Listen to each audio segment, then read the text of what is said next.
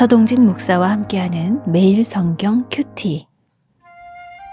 교우 여러분 안녕하십니까? 오늘은 6월 11일 목요일입니다. 고린도전서 7장 1절부터 24절을 묵상합니다.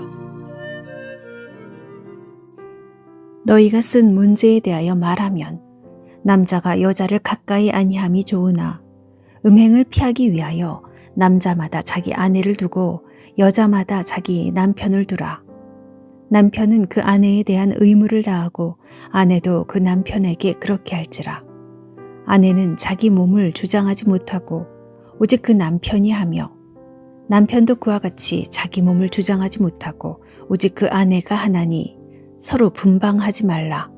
다만 기도할 틈을 얻기 위하여 하부 이상 얼마 동안은 하되 다시 합하라. 이는 너희가 절제 못함으로 말미암아 사탄이 너희를 시험하지 못하게 하려 함이라. 그러나 내가 이 말을 함은 허락이요 명령은 아니니라. 나는 모든 사람이 나와 같기를 원하노라. 그러나 각각 하나님께 받은 자기의 은사가 있으니 이 사람은 이러하고 저 사람은 저러하니라. 내가 결혼하지 아니한 자들과 과부들에게 이르노니 나와 같이 그냥 지내는 것이 좋으니라. 만일 절제할 수 없거든 결혼하라. 정욕이 불같이 타는 것보다 결혼하는 것이 나으니라. 결혼한 자들에게 내가 명하노니 명하는 자는 내가 아니요 주시라. 여자는 남편에게서 갈라서지 말고 만일 갈라섰으면 그대로 지내든지 다시 그 남편과 화합하든지 하라. 남편도 아내를 버리지 말라. 그 나머지 사람들에게 내가 말하노니 이는 주의 명령이 아니라. 만일 어떤 형제에게 믿지 아니하는 아내가 있어 남편과 함께 살기를 좋아하거든 그를 버리지 말며 어떤 여자에게 믿지 아니하는 남편이 있어 아내와 함께 살기를 좋아하거든 그 남편을 버리지 말라.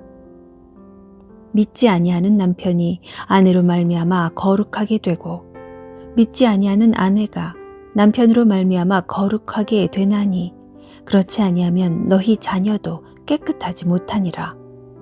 그러나 이제 거룩하니라. 혹 믿지 아니하는 자가 갈리거든 갈리게 하라. 형제나 자매나 이런 일에 구애될 것이 없느니라.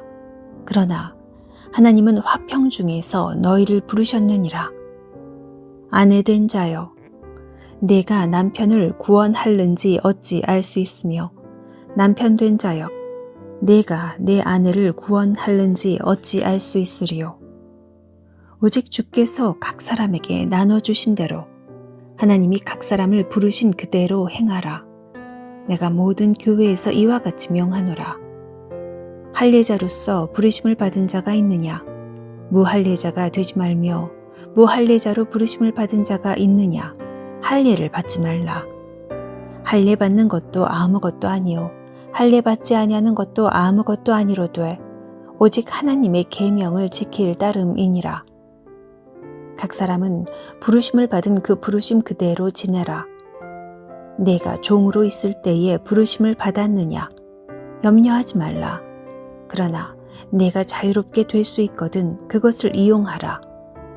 주 안에서 부르심을 받은 자는 종이라도 주께 속한 자유인이요 또 그와 같이 자유인으로 있을 때에 부르심을 받은 자는 그리스도의 종이니라. 너희는 값으로 사신 것이니 사람들의 종이 되지 말라. 형제들아, 너희는 각각 부르심을 받은 그대로 하나님과 함께 거하라. 1절 앞부분을 먼저 봅니다. 너희가 쓴 문제에 대하여 말하면 합니다. 이 문구로 7장을 시작하는 것은 지금 고린도 교회가 바울에게 문의한 여러 사안들이 있었고 바울은 고린도 교회가 문의한 사안에 대해서 답변을 하겠다는 것입니다. 7장은 결혼과 이혼 문제에 관해서 답변을 합니다. 당시 고린도 지역은 극단적인 금욕주의와 지나친 방종주의에 빠져 있었습니다. 이 양극단의 잘못된 문화는 교회에도 영향을 미쳤습니다. 먼저 2절, 음행을 피하기 위하여 남자마다 자기 아내를 두고 여자마다 자기 남편을 두라고 말씀합니다. 이 고린도 지역은 이 굉장히 성적으로 문란한 도시였습니다. 이 고린도 교회 교인들이 교회를 떠나 이 지역에서 살아갈 때에 얼마나 큰 유혹이 있겠습니까? 그래서 바울은 결혼을 통해서 이러한 음행의 유혹에서 자신을 지키고 하나님이 허락하신 결혼 안에서 거룩한 관계를 누리라고 교훈하는 것입니다. 이 3절을 보면 남편이 아내에게, 아내가 남편에게 서로의 의무를 다하라고 권면합니다. 이것은 이 앞서 말씀드린 것처럼 지나친 금욕주의의 영향을 받은 고린도 교인들을 향한 권면이라고 볼 수 있습니다. 이 하나님이 제정하신 부부제도 안에서 사랑으로 서로의 필요를 채워주려고 노력해야 한다는 것입니다. 이것을 이 부부의 성문제를 넘어서 이 확장해서 적용하면 좋겠습니다. 창세기를 보면 아담과 하와를 짝 지어 주실 때에 하나님께서는 돕는 배필이라고 말씀하십니다. 서로가 서로를 세워주고 서로가 서로를 돕는 배필이라는 것입니다. 부부 생활의 모든 영역에서 배우자를 향한 돕는 노력이 필요하다고 이 마음에 새기십시다. 8절과 9절을 보면 바울은 결혼하지 아니한 자들과 과부들에게 말합니다. 여기서 결혼하지 아니한 자들은 결혼하지 않은 남성 혹은 이혼이나 사별로 혼자가 된 남성을 말합니다.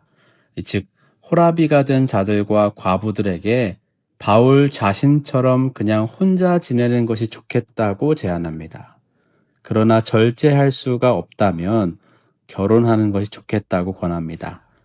바울이 지금 결혼과 성적인 문제를 결부시켜서 얘기하고 있는데 주의해야 할 점은 결혼이 성적 만족만을 위한 도구로 말하고 있지 않다는 것입니다. 지금 바울은 결혼에 대해서 개론적인 것을 말하는 것이 아니라 1절을 보면 너희가 쓴 문제에 대해서 답변하고 있다는 것을 기억해야 합니다. 그러니까 고린도 교회에 들어온 여러 문제들에 대해서 답변하고 있는 것입니다. 10절과 11절은 믿는 사람끼리 결혼한 자에게 하는 말씀입니다. 그리고 12절부터 보면 불신자와 결혼한 사람들을 향해서 말씀합니다. 당시 초기 교회에서는 한쪽이 먼저 믿고 나머지 한쪽은 믿지 않는 경우가 많았습니다. 나는 믿는데 배우자가 믿지 않는 상황에서 믿지 않는 배우자가 나와 함께 살고 싶어 하는 경우에는 헤어지지 말 것을 권합니다. 14절을 보면 믿지 않는 남편이 혹은 믿지 않는 아내가 믿는 나로 하여금 거룩한 영향권 안에 들어온다는 것입니다. 이거 자녀들도 마찬가지입니다. 만일 나에게 믿지 않는 배우자 있지만 여전히 나와 함께하고 싶고 마음이 열려 있다면 조금 더 기도하면서 하나님의 때를 기다려보면 좋겠습니다. 하나님께서는 하실 수 있습니다. 이제 7장의 키포인트가 나옵니다. 17절 각 사람을 부르신 그대로 행하라. 20절 그 부르심 그대로 지내라. 24절 부르심 받은 그대로 거하라. 만약 내 삶의 형편을 개선할 수 있는 기회가 있으면 당연히 그렇게 하면 되지만 그렇지 않다면 한탄하고 처지를 탓하느라 하나님과의 동행을 놓치지 말라는 것입니다. 우리가 잘 알고 있는 다윗도 왕으로 기름 부음 받기 전에 그저 목동이었죠. 실제로 사무엘이 다윗에게 기름 부으러 찾아왔을 때에 아버지 이새가 다윗을 막내라고 칭하는데 이 하카톤이라는 히브리어를 사용합니다. 이 하카톤이라는 말은 작은 자, 중요하지 않은 자라는 의미가 있습니다. 그러니까 하나님의 부르심을 받을 때의 다윗은 가정 내에서도 별로 영향력이 없는 그런 작은 자였습니다. 그러나 다윗은 하나님께서 자신을 목동으로 부르셨기에 그 자리에서 최선을 다해 양을 돌보고 양을 사랑했습니다. 우리의 처지와 형편과 상관없이 우리가 하나님과 함께 거한다면, 하나님이 부르신 그 자리에 있다면 그곳이 하늘나라입니다. 하나님은 두렵고 불안한 상황 속에서도 평안을 주시고 불안과 두려움에 매이지 않게 하셔서 진정한 자유를 허락하시는 분입니다. 오늘도 우리에게 여러 상황과 처지가 있지만 부르신 자리에서 부르신 그대로 하나님과 동행하기를 힘쓰는 하루가 되기를 소망하며 하나님의 은혜를 구하는 오늘이 되십시다. 목요일 전도소 그룹을 위한 기도. 리더와 헬퍼에게 하나님의 마음을 주셔서 맡겨진 전도소 그룹을 잘 목양하게 하옵소서. 모든 소그룹원들이 모이는 일에 사모하는 마음을 갖게 하시고 모임 가운데 은혜를 충만하게 부어주셔서 모임 중에 임하시는 하나님을 경험하게 하옵소서. 전도소 그룹에서 함께 예비 신자를 품고 기도하게 하옵소서. 한 사람을 귀하게 여기시는 하나님의 마음을 더욱 알아가게 하옵소서. 주 가시나니 날 인도하소서. 내 모습 이대로 사랑하시네. 연약함 그대로 사랑하시네. 나의 모든 발걸음 주 가시나니 날 인도하소서. 주의 날개 아래 거하는